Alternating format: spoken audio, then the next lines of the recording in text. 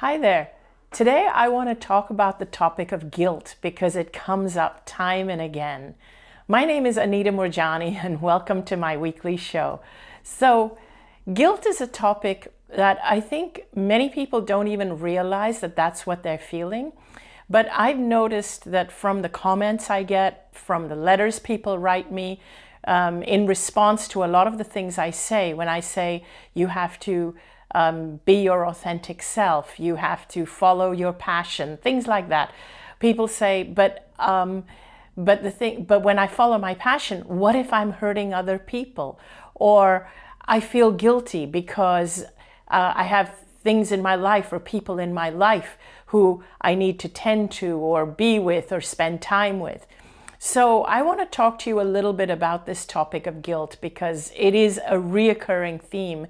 Because if we don't completely understand guilt and explore it and unpack it, what guilt can do is that it can actually erode away at you. It can eat away at you and it can cause illness, because I think in many ways, even when I got cancer, a huge part of what fed that was guilt.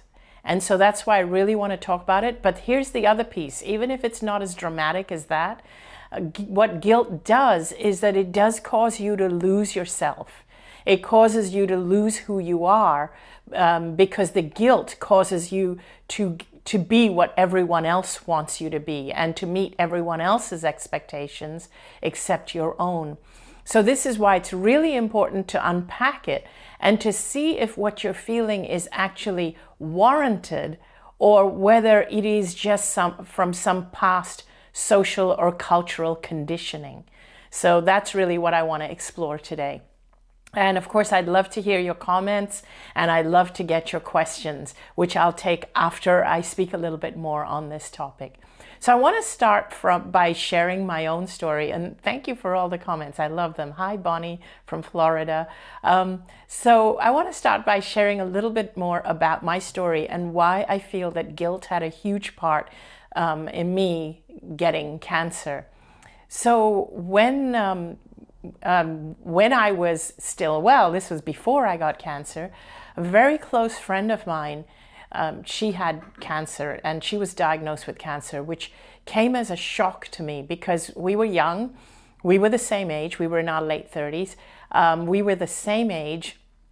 And I felt that if she can get it, it means I can get it. But I was the healthy one. So while she was going through the cancer, so up until the point she was diagnosed, she was extremely healthy. There was no sign of anything.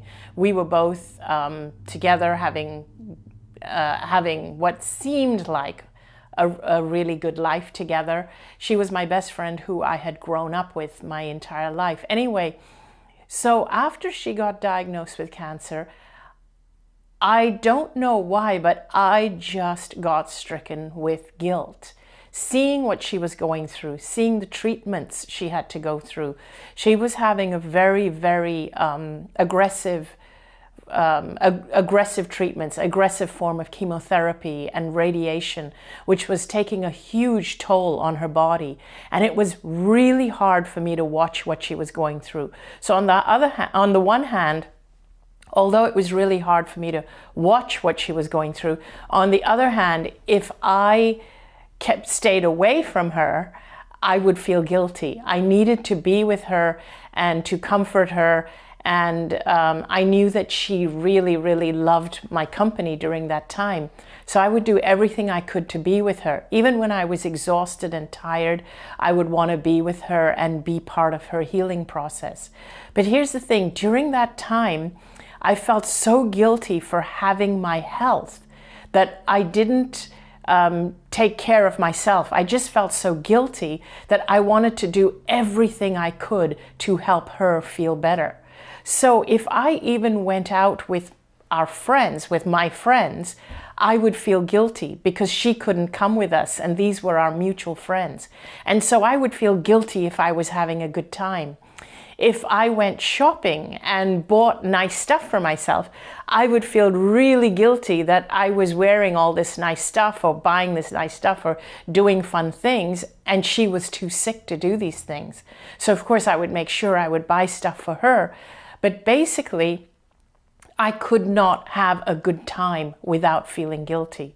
I could not look after myself without feeling guilty. I couldn't take care of myself without feeling guilty. I couldn't do anything to charge my batteries. As you know, I speak to you very often about how important it is to charge your batteries. I couldn't even charge my batteries without feeling guilty. And I'd love to hear from you in the comments, from any of you who relate to being that kind of person who would react or act that way around somebody who was very sick and who really needed your support during at a certain point in your life. So anyway, I started to notice that my own health started to deteriorate. And again, if I looked after myself, I would feel guilty. I knew I needed to go and be with friends and have a good time and start doing things for myself, but I just couldn't. I couldn't without feeling guilty. Then one day, I found a lump on the side of my neck. And although I feared cancer tremendously, I feared what she was going through. I feared watching her. And when I went to the doctor because of the lump on the side of my neck, and they did a biopsy, and the results came back and they told me that it was lymphoma, on the one hand, I was extremely fearful and devastated about it. But on the other hand, there was this little voice inside of me that said, wow, you now get to take care of yourself. There was like a sigh of relief, like, now I have a reason to take care of myself. And being able to say that I have cancer too gave me permission to take care of myself. So my point here is that, for sharing this, is that I don't want you to feel that you need to have an illness to take care of yourself. This is why this is such an important topic for me. And it's really important that you get it, because you don't need an illness. You really don't, to take care of yourself. It was almost like the illness mitigated my guilt. I mean, think about how unhealthy that thinking is, which is why I want you to really get this point. That is such an unhealthy way to think. But that's how I was. But here's the thing. Even when I was dealing with the cancer, before there were any huge any huge symptoms in my body, like I was still feeling pretty healthy, but I started to research everything on cancer and became obsessed about trying to get rid of the cancer in my body.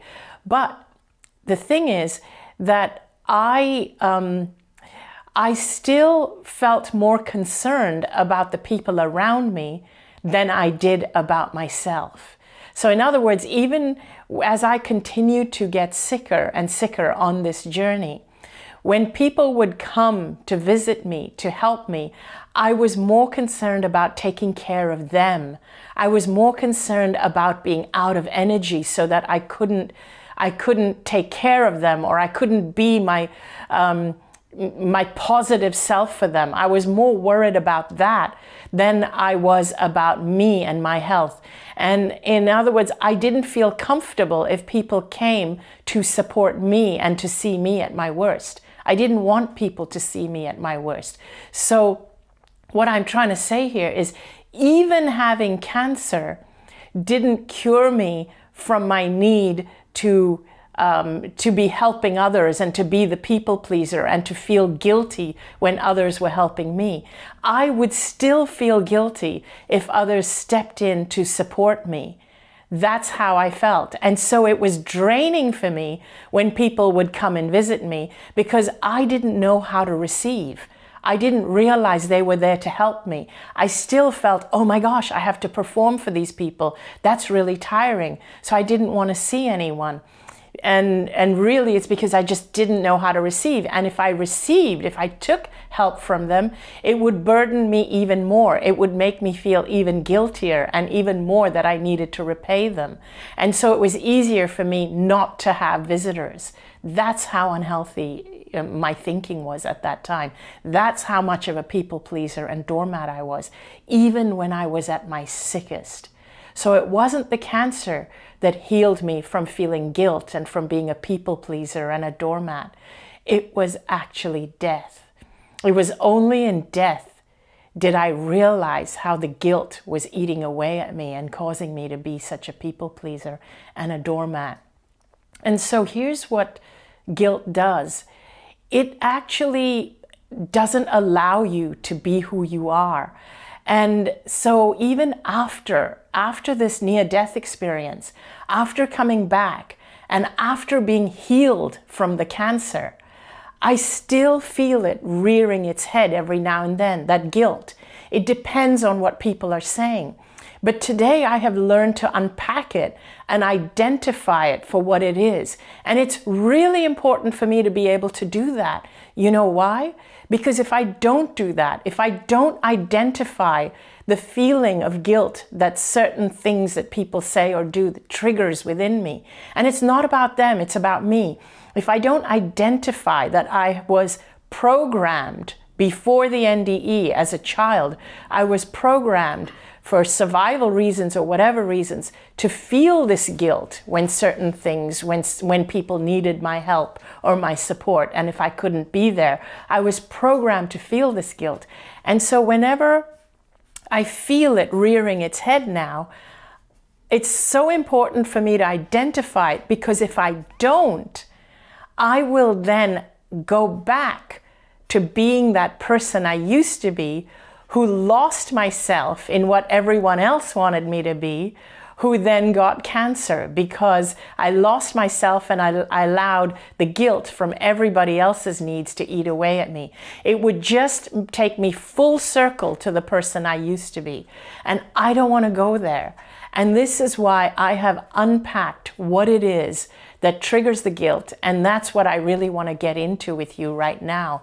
So basically, what the guilt does is that the guilt keeps you small. That's what it does for me. So the minute I feel this certain feeling, which is someone else wants me to do something, but it is taking me away from what I want to do, or what I need to be doing, or what I desire to do. And when I do that thing, what I feel guilty. I don't feel good about doing it. So that is what guilt is. And because I don't feel good about doing it, I go back to doing what is expected of me. But while I'm doing it, it's keeping me small. And it's keeping me small, and it's preventing me from being who I came here to be. So what guilt does is it keeps you small. So here are the things that I want you to start to do. Whenever you feel the guilt rising up in you, in other words, somebody wants you to do something and you're feeling tired, or you're feeling like your calling is somewhere else and you have a strong pull somewhere else, but you're feeling guilty not doing what they're doing. So here are the things that I want you to do. I want you to recognize it when it occurs. I want you to see the signs, and the signs being that you're feeling lousy doing what you want to do because someone else wants you to do something else. So step number one is to recognize that is guilt. So when you recognize that is guilt, what I do is I give that feeling of guilt I visualize a big red sign, like a stop sign. So whenever you feel that feeling rising, just visualize a big red stop sign with the word guilt right across. And that's what I do. It's like, oh, there's that feeling. And this big red sign with the word guilt across it comes into my mind. So I've kind of triggered that within myself as, okay, this is it. This is guilt. This is what I'm dealing with. So that's the number one step. So the number two step I will do once I get that feeling, visualize the sign, it's like, okay, what do I do next? The number two step is I am going to now visualize the scenario of if I continue to do whatever it is from the place of guilt. So the thing is, remember, guilt keeps you small. So I start to visualize that, okay, if I do this, if I continue in this way and do it in this way, is it going to drain my battery? If it drains my battery, I'm not going to be able to do what it is that I really want to do. And then I am going to feel really small, because remember, guilt keeps you small. And so I visualize it all the way to the end. I'm going to start to resent the person or people who are making me guilty. See, that's another piece that comes in. I'm going to start to resent them. So visualize it and where it'll take you. In my case, it literally took me to becoming sick. So now put that aside. Now, step number 3, now I want you to visualize the whole scenario of if you did not follow what the person wanted you to do, but you followed what you wanted to do instead. So what is it that you would do if you did not feel the guilt? So in other words, if there was no guilt, if there was no somebody pulling you in the direction to make you feel guilty, so if that person wasn't there, what is the direction you would want to go if there was no guilt? How would you recharge your batteries? What does it look like you being you? What does it look like you following your heart, you being your authentic self? And remember, you have to imagine this as though there's nobody there, as though there's nobody making you feel guilt. And so take yourself into a private space where you can freely write and visualize what your life would be if it was guilt-free, and give yourself permission to really let go. If you didn't make yourself small, if you didn't have any guilt, where would you go? What would you do? What would your life look like? Like, really be honest with yourself and just write it down. So now, step number 4, use that clarity and guidance to move you forward in your life. That gives you a clear picture of who you would be or what you would do if guilt wasn't in the way. So the next step step number 4 is to use that to navigate your way through. So what you would do is, if the people in your life are truly there because they love you, you need to share, even if it's in baby steps, that visualization. Keep that as your beacon, that visualization of who you are, who you want to be. And I'll give you some examples to give you a better idea of this, and speak to people about it. So for example, when my life started taking off in this way, in this direction that I'm in now, when Wayne Dyer discovered my book and he was sharing my story with the world and I was appearing on stage, Wayne was encouraging me to move here to the US. And at that time, I felt guilty about doing it because both Danny and I had aging parents, and it would mean leaving them and moving far away.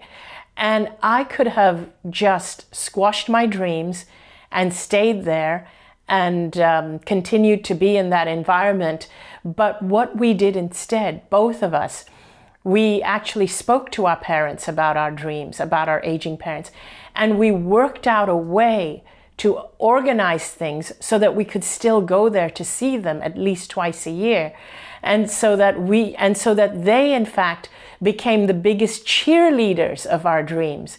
So what I'm saying here is, give the people you love an opportunity to become a part of your dream.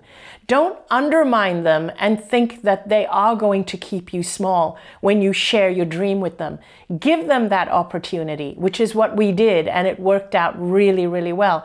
Because now our parents, even though they're both in their 90s, are our biggest fans and our biggest cheerleaders. They're so happy for us, and we stay in touch with them all the time. We keep them in the loop of everything we're doing, and we go and visit them whenever we can. So basically, we were undermining who they are if we didn't talk to them, if we didn't tell them. We would not have been giving them the opportunity to be part of this journey. There is another side to it, is that I can imagine some of you saying, oh, but my family won't be that understanding, or my spouse, or my whoever. Now, remember, if they are not understanding about your dreams, then it's not your stuff, then it's their stuff. Then it's something they will have to work through, which you will gently have to prod them and help them, because your choice is either to stay small because it's convenient for them, or to really fly. So you need to really tell them that this is who you are, and tell them in the gentlest way you can that you need their support so that you can spread your wings and fly. And if you are spreading your wings, you will honor the fact that they are spreading their wings. Because remember, when you're flying, you can do so much more for other people. So let me give you another example of something that when I started to do this work, or even when I was further on, like a couple of years ago, I still deal with guilt from time to time. And I remember one person actually saying to me, and this is because I travel a lot and I do a lot of events. I try and meet as many people as I can. And I am extremely, I try and cram in as much and give you as much as I can, because I sometimes feel I have so much to share. I have so much creativity in me that I want to share. So I'm doing videos. I want to spend as much time as I can doing videos, or spend as much time as I can doing retreats and doing events and meeting so many of you and teaching so many of you. So when I travel, I do travel business class or first class, because it allows me to be well rested whenever I arrive where I'm going. So I remember one time I encountered someone who said, how can you spend all that money? And it was a very judgmental reaction. How can you spend all that money traveling on business class when there are so many starving people in the world who could use that money? So at that moment, I felt this twang of guilt, and I thought, am I being overindulgent? And I started to question myself, and I saw myself starting to make myself small. And this is the thing. So if I did my own exercise, and if I followed that route of what would happen if I honored what the person with the judgment said to me because I felt guilty, if I followed that route, what would have happened was that I would not have taken as much care of myself. I would have roughed it. I would have taken the cheapest possible flights with connections.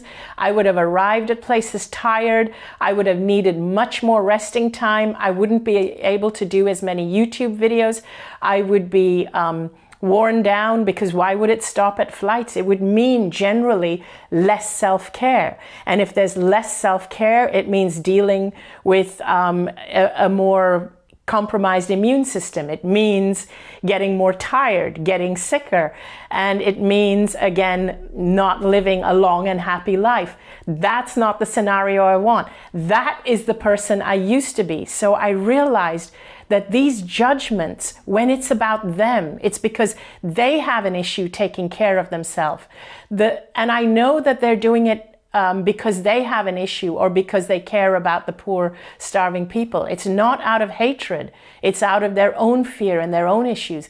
The best example I can be for them is to take care of myself so that I can live long, be healthy, and take care of more people in the long run, and show them the long road instead of the short road, where in that one slice of my life, they caught me doing something which was an act of self-care for myself. But these are the areas that can trap you, that can catch you out, is when somebody else's stuff, someone else's insecurities, someone else's stuff can catch you out and make you feel guilty and make you feel smaller. So I want you to be aware what guilt is doing for you, and I want you to be able to identify it for what it is. I want you to be able to unpack it, and I want you to be able to create the scenario in your own mind as to what your life would look like if you were guilt-free, and use that as your inspiration to keep you moving forward. And remember, the people that feel that are making you feel guilty, they're usually not doing it deliberately. They're doing it out of their own ignorance. And the best way you can teach them is by being who you are and by being an inspiration rather than by making yourself small. The topic I just spoke about is a brand new module that I have just added for my upcoming retreats. The retreat I'm really excited about is the cruise. So I will be going into this really deeply amongst other topics. I'll be going into the guilt because it's a big one for people. I've noticed it. So we will be doing some deep processes to unravel the guilt. We'll be doing it together, and we will be learning some deep visualization, meditation, and we will actually be journaling and actually unpacking how the guilt affects you as an individual. So that's one of the modules that I am excited to introduce this year into my retreats. Please join me on my retreats if you can. I would love to see you. This is what I really love to do. I love doing these Facebook Lives. I love doing the videos, but I also love having the energy of all of you in the same space. And recently I found that doing one-day events are just too short. It feels like we've just got started. So please join me for my longer events like the cruise, because at the longer events, we get to play together. We get to dance together. We get to eat together, and we get to socialize together. The energy is just so very different. So I would love to see you at my events. And please check out my website and sign up for my newsletter, and also subscribe to my YouTube channels if you want to stay in touch with me, and if you want to keep abreast on what I'm doing and where I'm going to be, because I always love meeting you. So let's go into the questions, and we have Nicole Bonnet. Thank you. Thanks for your comment, Nicole. Nicole says, "Hi, Anita. This topic would be a great topic for another book, if you ever did another book." Oh, I'm sure I'll do another book. I think I touched on it lightly on my next upcoming book, which is Sensitive is the New Strong. But I realized it is a big topic, because Nicole, you hit it on the head when you say guilt is a big dream killer and is probably a great block in many people's lives, including my own. Yeah, I really need to do even an entire online course on guilt, I think. I wasn't aware as to how huge it was until recently. I started to notice that I myself often fall into the trap of guilt. And I started to see that I was losing myself in areas of my life. I was getting tired, and I started to question why. And I noticed that it's the guilt. It's the guilt that what people are demanding from me is not necessarily what I want to do right now. And so I realized that even when they're making me feel like I should be doing it, it's because they're only seeing a slice of my life. I need to continue on what makes me feel big and what makes me feel whole, and then it will unravel for them. That is the only way to inspire people. That is really the only way. It's to be an inspiration. It's to be who you are, and then in the long run, they will understand why you took the path that you did. Eva Reinish, oh, thank you. She says, it's so good to listen to you. Thank you. I love doing this. And yes, Anna Paula says, yes, guilt is tricky. It is tricky. It is a tricky one. And sometimes we may even feel guilt about things like we may have children who are special needs children or who need us more. And so this is why I say guilt, it's not the easiest one to deal with. So really, it's really important to unpack it and ask yourself, is it my stuff? Is it from my past social conditioning? That is really, really that is really, really important. And I see a post from my friend Sunita Techchand. I want to send Sasha. Oh my gosh, I would love to see Sasha. Sasha is Sunu's beautiful youngest daughter. Just such a lovely soul and an empath. And my friend Sunita, by the way, just as an FYI, my friend Anita, I wrote about her in my first book. It was her healing center in Dubai that I spoke at that made me have the revelation that this is what I need to do. So if you're in Dubai, check her out. And also, now is the time for all of you to ask me your questions. If you have any questions, please ask them now. I'm going to ask the intrepid Danny, my producer, to check them out, and also, if necessary, to actually speak them so that you get to hear his voice. So please ask the questions now. I'm trying to think of all of you have sent me wonderful comments. I love your comments, but I would really love to have some questions. Bonnie Cordaro says, when I stopped being a doormat, some people in my life could not accept it and really laid in the guilt. Yes, I know how you feel, Bonnie. That happened to me after I came back from my NDE. My relationship with them now are strained or non-existent. Why can't people accept you when you do change and look after you? Okay, so this is what happens. They're afraid that you are leaving them behind and that you're going to forget them. It comes from an insecurity, not from a hatred, but more from an insecurity and also from their own inability to do that for themselves. So the best way to teach them is by being the example and give them the opportunity to learn from watching you. Now, with me, when I came back from the NDE, when I came back from the near-death experience, which reminds me, one of the questions that someone asked me last week was, what is an NDE? An NDE is a near-death experience, which is the point in time which I realized that all these things I was doing was what was killing me, like feeling guilty. Anyway, when I came back from that state and healed from the cancer, and I knew that I had to take care of myself, I really needed that self-care. I also felt like I was losing a lot of friends. But after a while, when I managed to get comfortable with doing what I was doing, I was in a position where I could do more for more people. Because remember, when guilt keeps you small and it doesn't allow you to be who you are, there's not a lot you can be and do. You can't help other people because you yourself are drowning trying to meet everyone else's expectations.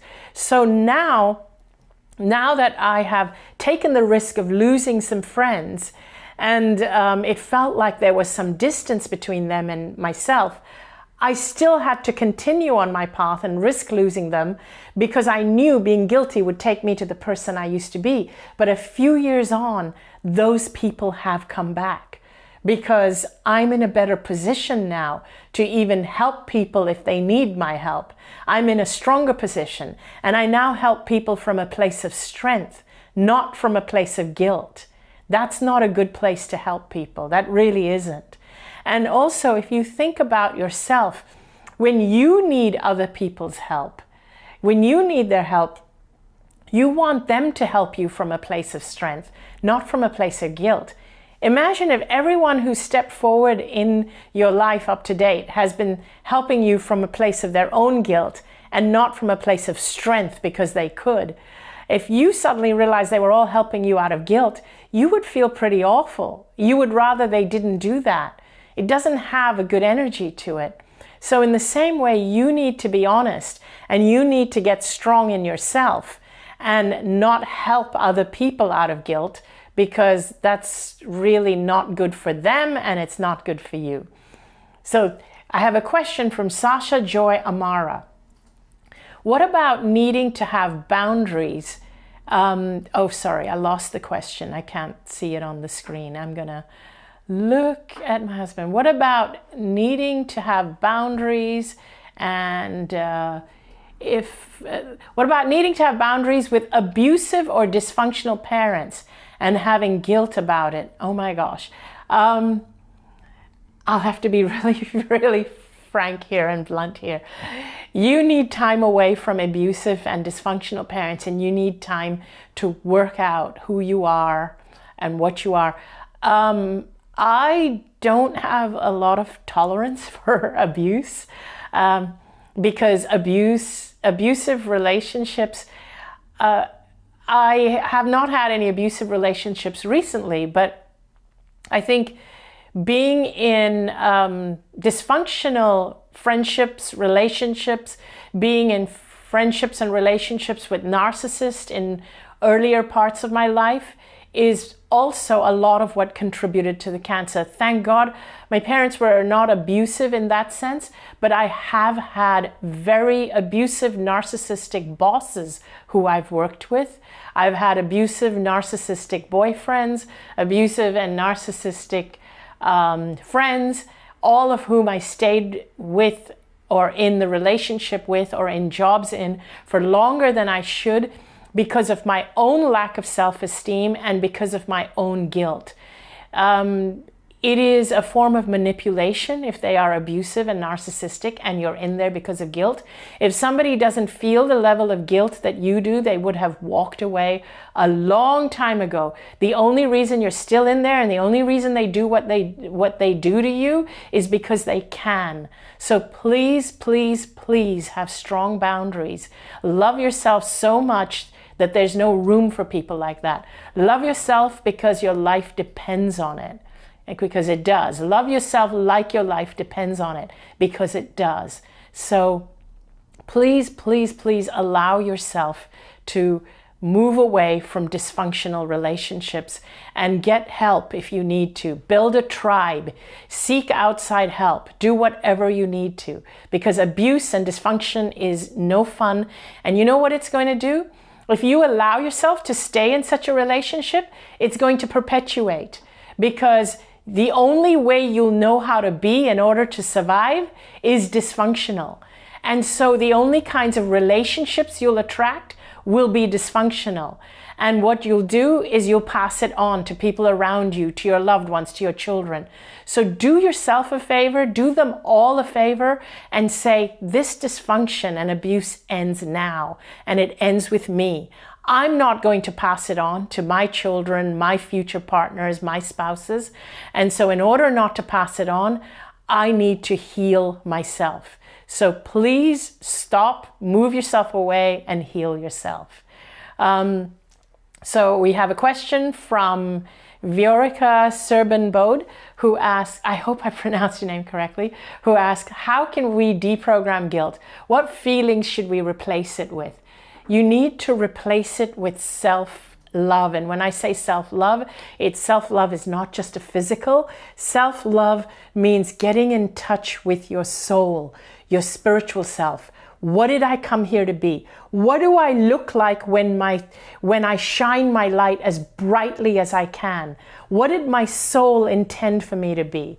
And I love that question, because this is exactly where I would like to go deep. You know, once I create more content for my, I would love to put out a course on this, on exactly this, releasing guilt. But in the meantime, you can experiment with that. Ask yourself, ask your soul, who did you come here to be? And that is how you can deprogram your guilt, because don't let anyone take away what your soul came here to be. And so I'm going to leave you on that note. Be who you are. Shine your light brightly. Please check out my other YouTube videos, and please sign up for my newsletter. And I would love to see you at my retreats, where we can explore these very topics deeper and we can actually deprogram them together. Thank you so much for tuning in. And in the meantime, I look forward to seeing you on my Facebook Live next week. Bye. Thank you so much for tuning in to my video. And if you really enjoyed it, I would love for you to subscribe. And the subscribe button is here. And also, I would love for you to watch my suggested video, which is over here. And if you love my content, please feel free to share it to people who you think that would benefit from it. Thank you.